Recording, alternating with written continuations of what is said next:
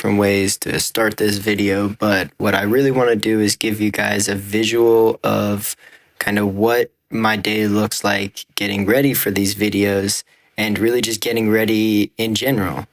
So my intros are going to be clips of what that routine looks like so that you guys can get an idea of and maybe try and visualize yourself doing these things, and that will help you build healthy habits and healthy wellness routines. So that's the purpose of this intro, and we'll jump right into the video.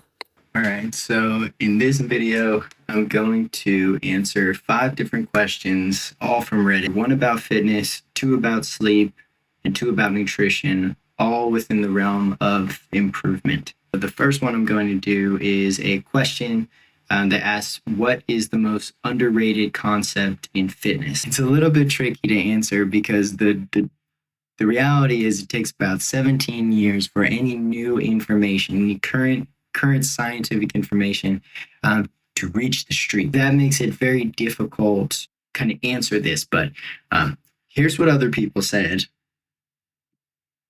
Here's what I say. The most underrated concept in fitness, connection between sports performance and mindset. And this works no matter if you're a beginner or an elite level athlete. In fact, most professional elite level athletes, high performance athletes, end up having to hire some sort of sports psychology coach to help them break down mental barriers in their sport. And the reason is because we all do this. We put up mental barriers in our own way that we can't see anymore. It's like looking through a glass pane. You know, we can see the other side, but we don't see the glass. We just kind of, our brain just kind of, takes it out of the picture entirely, but it is definitely there. It is definitely real. We've all seen those videos trying to people walk through a glass door, right? Because it's so clean, you can't even see it, and you walk right into it. That's really a perfect example for what it's like when we put these mental barriers up. And so an important concept, and it's the most underrated concept in fitness, because not only does it extend beyond skill level, it extends beyond fitness entirely. It goes into every other aspect of your life. If you have the awareness to identify where your wall is, and then the presence of mind to work past what that wall is and push it to the side and say, I'm not going to let it affect my performance or the outcome of my performance, then you are significantly ahead, right? Like you have a leg up over the rest of the competition, especially when it comes to sport, but really in anything that you're doing. And so even if you attend every workout with the mindset that every time you don't want to do something, every time you have that feeling that makes you want to stop, you have a few more reps left, you have a few more sets left, pushing through those barriers, it's what's going to help build that mental fortitude, and what really makes you strong. So that's the most underrated concept in fitness. The next one is tips for getting to sleep. Here's what everybody else said, and here's what I say. First of all, it's worth noting that this is in the subreddit ADHD, and most of the sleep issues tend to be in the subreddit ADHD. Why? I can't really tell you like scientifically why, but I can take my guess because I have ADHD, and it's a twofold thing, right? You have stimulants that a lot of people take, and they help you with focus, but they're going to hurt you with sleep. And then you have just general bad practices. Part of it is hygiene, part of it is nutritional, where we're either eating too late or we're eating the wrong things too late in the day, or we're not getting ready for bed and the appropriate hygiene that ends up keeping us awake. So there's a lot of different things that you can do to kind of address those barriers, and hopefully that identified a few of them for you just right off the bat. But to give this, again, like a single answer, tips for getting to sleep, I have a whole article about it up on the Yudae website that you can read, but it's called Yoga Nidra. It is literally sleep yoga, and it is a whole yogic practice that brings awareness to the body, reconnects the mind to the body, and then allows you to relax every part of your body with mental focus. And with practice over time, there's additional benefits to it because it is a yogic meditative practice. But when it comes to going to sleep, it does help slow the brain waves, puts you back into that, beta wave state, which allows you to go to sleep and dream a little bit better. Tips for getting to sleep. That is my tip for getting to sleep. But for our second question related to sleep and sleep health, I chose this question because it was one of the few that was not in the subreddit ADHD. But the question is, do you have good sleep health? 5 questions to know if to know it, made by sleep researchers. I don't know, the question's weird. They linked to a research article that I wanted to take y'all through. This is what everybody else had to say. And this is the science. Good sleep is essential to good health.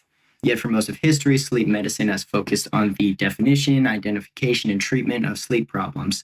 Sleep health is a term that's frequently used and even less frequently defined with sleep dimensions. And they call it SATED. So satisfaction, alertness, timing, efficiency, and duration. Those are your 5 dimensions of getting better night's sleep. A lot of the sleep-related questions are in the ADHD subreddit for a reason. That's the population of people that are taking the most stimulants, and stimulants that are medications and not just stimulants like caffeine from tea or coffee.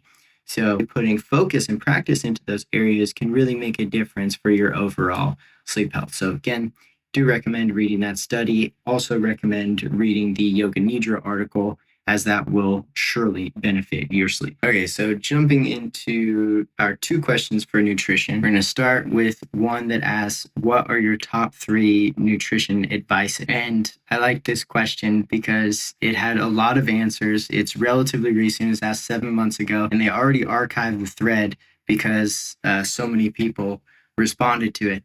So this is what everybody else said. And this is what I say. Be cautious of simple foods comprised mostly of simple carbs. Meat can be healthy, but be careful. And the third one is actually a combination of 2, and I'll explain it. Water/fiber. So 1, be cautious of foods comprised mostly of simple carbs. Why? Because simple carbs will spike your blood sugar, and blood sugar spikes continually over the course of your life will produce insulin resistance, which then leads to diabetes and not good things. So you don't want metabolic deficiencies, then don't eat simple carbs. If you don't care about metabolic deficiencies, do what you want. Foods high in simple carbs also contain little to no nutrition. So if you think about white rice, there's a few vitamins and minerals you can get from white rice that you actually can't really get as easily from some other sources, but otherwise it's just a simple carb that's going to spike your blood sugar. So what's a better option? Brown rice. The idea is if the majority of the calories are coming from your simple carbs, then don't eat that food. The only exception to that would be if you are a training athlete and or a heavy cardio-based athlete that watches their calories and you're looking to make up lost glycogen glucose from an extended period of work. That is your only exception. And if that last little bit doesn't really make sense to you, then it definitely doesn't apply to you. So how many calories go into 1 gram of carbs is 4, and you can do the math. If you want help with that, there's a whole article on the website that breaks down macronutrients and everything, and it will explain it to you how to calculate it. It'll walk you through a sample variation so you can do the calculations on your own, and then I even give you a macronutrient calculator, so it literally couldn't get any easier. So check that out. 2, meat can be healthy, but be careful.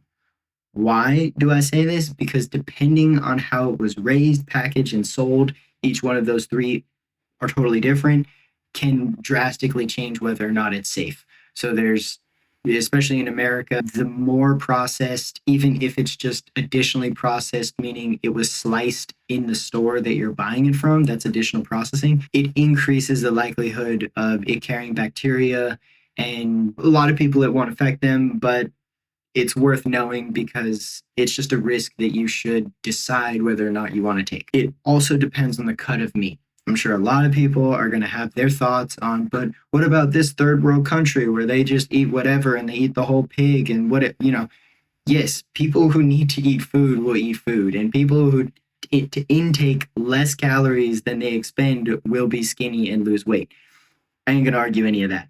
But the cut of the meat matters because it does change the ratio between fat and protein. So if you are looking for optimal well-being and nutrition, then you do want to take these things into account, and you do want to try and get the best cut of meat that's going to help your goals. So be noting of that. And then it also depends on how much. It is pretty hard to go over your daily requirement for nutrition. Again, it's all in that same article that breaks down macronutrients, how to calculate them, and gives the calculator for it. It's roughly 0.8 to 1 gram per kilogram of body weight. So your body can only metabolize roughly 40 grams at a time, if I remember that correctly. It's easy to overdo how much protein. If you're only eating protein for every single meal and you're not giving your body adequate amount of time to recover or digest, then you really can run into some issues with, like not so pretty, like constipation, things like that, which is a lead into the next one, which is the water and fiber. And so I put these two together for the purpose. They're actually very related. Technically, they're different, but they are very related. If you were to take raw fiber and add it to water, it will expand. And mostly that is because it's a type of carbohydrate that cannot be digested by the gut, and that is why it is fibrous. It has a role of cleaning and clearing the digestive tract. So water helps the digestion process be smoother, and fiber helps clean and clear the tract itself. Insoluble fiber and a specific kind known as resistant starches also benefit colon bacteria. So if you do all those things, you watch your simple carb intake, make sure you don't have blood glucose spikes, you watch how much meat you're taking in a single serving, but you add meat to your diet for nutritional adequacy reasons, and then you make sure that you're always having water, and that anytime you eat something fibrous, you drink a lot of water, your nutrition should be fine. All right, so I picked this for the second nutrition question because I thought it would be a good way to kind of round out the whole video. And it's really a question. The question itself is want to study nutrition. They actually didn't leave a question mark in the question itself, but they kind of started a subreddit for anyone who wants to start learning nutrition. What are some good resources for it? This is what the moderator said. And so this is my reply to that. If you want science-backed nutrition information that is up to date, accurate, and proven to work, go and get the Yudae book. I'll leave a link for it in the bottom of this video or somewhere on the screen, whatever. The important part is to know that it's 100 pages of nutrition guidance written by me. It goes through everything that you need to know. It covers all of your macronutrition and micronutrition, so all of those vitamins and minerals that you need. It explains all of them, tells you where the science comes from, and why is it that we only have to supplement on some nutrients and not others. All of it is explained in the book, as well as a free, included, not necessarily free, but an included planner to plan and schedule your own nutrition for the rest of your life. If you want to. If you don't want to put in that work, that's fine. You still have the book, you still have all the nutritional information. The great thing about that is those things are not going to change. Even if the science changes of how much we need of these nutrients, it's never going to change that we need these nutrients, because we need them. They are part of our biology. They're part of our chemistry. They're what make us human. And if we don't have these things and we get deficiencies, we end up with so many different issues. And it's a lot of issues that people have on a day-to-day basis. It's the reason why Yudae exists in the first place, is to help get people from this place of, panicked survival mode into a place where they are actually living happy, healthy, free, really. That is the video, guys. I hope you liked it. Be sure to leave a like and subscribe for more so we know it's real. And if you want to see more video content like this, definitely leave a comment so that we know. Otherwise, it's really hard to know if you just watch it and you don't leave a comment. I'm just kind of sitting here like guessing at what you thought. Hope you liked it. Make every day a Yudae.